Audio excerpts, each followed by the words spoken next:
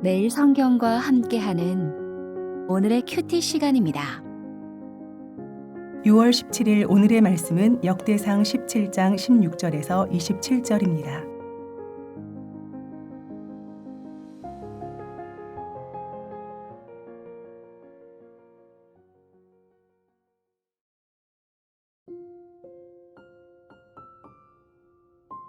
다윗 왕이 여호와 앞에 들어가 앉아서 이르되 여호와 하나님이여 나는 누구이오며 내 집은 무엇이기에 나에게 이에 이르게 하셨나이까. 하나님이여 주께서 이것을 오히려 작게 여기시고 또 종의 집에 대하여 먼 장래까지 말씀하셨사오니 여호와 하나님이여 나를 존귀한 자들같이 여기셨나이다. 주께서 주의 종에게 베푸신 영예에 대하여 이 다윗이 다시 주께 무슨 말을 하오리이까. 주께서는 주의 종을 아시나이다. 여호와여 주께서 주의 종을 위하여 주의 뜻대로 이 모든 큰 일을 행하사 이 모든 큰 일을 알게 하셨나이다. 여호와여 우리 귀로 들은 대로는 주와 같은 이가 없고 주 외에는 하나님이 없나이다. 땅의 어느 한 나라가 주의 백성 이스라엘과 같으리이까. 하나님이 자기 백성을 구속하시려고 나가사 크고 두려운 일로 말미암아 이름을 얻으시고 애굽에서 구속하신 자기 백성 앞에서 모든 민족을 쫓아내셨사오며 주께서 주의 백성 이스라엘을 영원히 주의 백성으로 삼으셨사오니 여호와여 주께서 그들의 하나님이 되셨나이다. 여호와여 이제 주의 종과 그의 집에 대하여 말씀하신 것을 영원히 견고하게 하시며 말씀하신 대로 행하사 견고하게 하시고 사람에게 영원히 주의 이름을 높여 이르기를 만군의 여호와는 이스라엘의 하나님 곧 이스라엘에게 하나님이시라 하게 하시며 주의 종 다윗의 왕조가 주 앞에서 견고히 서게 하옵소서. 나의 하나님이여 주께서 종을 위하여 왕조를 세우실 것을 이미 듣게 하셨으므로 주의 종이 주 앞에서 이 기도로 간구할 마음이 생겼나이다. 여호와여 오직 주는 하나님이시라. 주께서 이 좋은 것으로 주의 종에게 허락하시고 이제 주께서 종의 왕조에 복을 주사 주 앞에 영원히 두시기를 기뻐하시나이다. 여호와여 주께서 복을 주셨사오니 이 복을 영원히 누리리이다 하니라.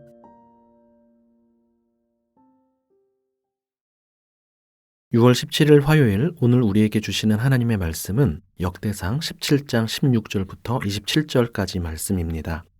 어제 본문에서 다윗은 하나님을 위해 집, 즉 성전을 지어드리고 싶다고 했다가 거절을 당했습니다.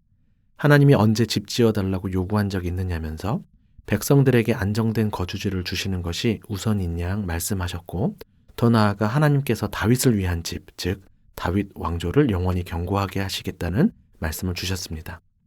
그러니 이것을 거절이라고 해야 할지 모르겠습니다. 우리의 삶 속에도 기도한 것이 거절될 때가 있습니다. 내 뜻대로 안 된다고 어린아이처럼 너무 쉽게 토라지지는 않은지요. 다윗에게처럼 거절된 이유를 알려주시면 좋긴 하겠지만 이유를 정확히 모른다 할지라도 하나님이 우리를 위해 더 크고 좋은 뜻을 갖고 거절하셨을 수 있겠구나 라고 추정할 수 있도록 해주는 말씀인 듯합니다. 그래도 서운할 수 있는 법일 텐데 다윗은 하나님의 뜻을 수용합니다. 더 나아가 감사와 찬양 그리고 기도로 반응하고 있는 내용이 오늘의 말씀입니다. 크고 작은 사건이 있을 때마다 우리 역시 감사와 찬양, 기도로 반응할 수 있기를 바랍니다. 먼저 16절부터 19절까지 말씀은 다윗의 인생 가운데 역사하신 하나님을 향한 감사입니다. 여호와 하나님이여 나는 누구이오며 내 집은 무엇이기에 나에게 여기까지 이르게 하셨나이까 라며 감사를 시작하고 있는데요.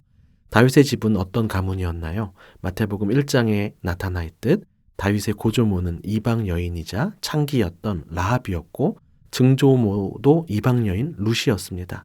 그리 자랑스럽게 여겨지지 않을 수 있는 가문이었습니다. 또한 8 형제 중 막내로서 사무엘이 왔을 때 불려지지도 않았을 만큼 작은 존재였지요. 목동에 불과했던 자신을 왕으로 세워주신 것도 참 크고 감사한 일인데 하나님은 이것도 작게 여기시며 더 큰 미래의 축복, 즉 다윗의 왕조를 견고하게 하시겠다는 축복의 약속을 들으니 무슨 말을 더 할 수 있겠느냐며 감사를 표현합니다. 특히 주의 종을 아시고 주의 종을 위하여 행하시는 주님의 큰 일을 알게 해주시는 것에 감사합니다. 오늘 본문에 주의 종이라는 표현이 자주 반복이 되는데요. 하나님의 은혜를 제대로 경험하고 아는 사람들은 이렇듯 겸손한 태도를 지닐 수밖에 없는 것 같습니다. 그러나 안타깝게도 하나님의 축복을 받는 많은 사람들이 시간이 지나면서 마치 자신이 잘나고 신앙이 좋아서 축복을 받은 것 마냥 교만해지는 경우들을 보게 됩니다. 감사가 사라지는 것이 교만의 증상인 듯합니다. 다시금 우리의 과거와 현재에 주신 하나님의 은혜를 헤아리고 더 나아가 영원한 미래까지 약속된 축복들을 기대하며 감사를 표하는 오늘 하루가 되기를 축복합니다. 20절부터 22절까지는 이스라엘에게 베푸신 하나님의 은혜를 찬양하는 내용입니다. 하나님께서 과거 이스라엘 백성을 애굽에서 구속하시고 모든 대적을 물리치신 것도 감사하고 무엇보다 이스라엘과 언약을 맺어 자기 백성으로 삼으셨던 일을 기억하면서 주와 같은 이가 없고 주의 백성 이스라엘과 같은 나라가 없다면서 너무도 특별한 은혜를 찬양합니다. 그러한 역사 인식 가운데 자신을 통해 견고한 나라를 세워주시겠다는 약속까지 들었으니 이는 다윗만을 향한 축복이 아니라 이스라엘을 위한 축복이라 확신했던 것 같습니다. 이렇듯 다윗은 자기 자신에게 주신 은혜에만 집중하지 않았습니다. 이스라엘 공동체를 향한 하나님의 은혜에도 주목합니다. 아니 어쩌면 자신에게 주신 은혜가 이스라엘을 위한 은혜라고 인식하고 있는 듯 보입니다. 우리 역시 나에게 베푸신 은혜가 별개의 것이 아니라 공동체와 연결된 것으로 이해하면서 내가 받은 복으로 어떻게 섬길지 고민해보는 하루였으면 합니다. 마지막 단락은 기도입니다. 감사와 찬양에 이어 기도로 마무리하고 있는 것을 주목해 봅시다. 말씀하신 것을 영원히 견고하게 하시며 말씀하신 대로 행해달라고 기도하고 있는데요. 혹 이러한 기도를 믿지 못해서 구하는 것으로 오해하지 않기를 바랍니다. 25절에 보면 하나님께서 다윗 언약에 대한 말씀을 듣게 하셨기 때문에 기도할 마음이 생겼다고 고백합니다. 즉 믿기 때문에 기대가 되고 기도가 되는 것이죠. 다시 말해 하나님의 약속을 듣지 못했다면 감히 기도할 엄두도 못 냈을 기도 제목이라는 것입니다. 아이에게 어떤 것을 사주겠다고 약속할 때 엄마 그거 꼭 사주세요 라고 하는 것과 비슷합니다. 불신의 표현이 아니라 믿기 때문에 더 기대하는 갈망의 표현인 것이죠. 그러니 하나님께서 우리에게 약속하시는 것을 붙들고 믿음의 기도로 반응해야겠습니다. 기도하면 더 기대가 되고 더 믿음이 생기며 계속해서 약속의 말씀을 품고 살 수 있기 때문입니다. 특별히 다윗의 기도에 말씀이 반복되고 있음을 주목하게 되는데요.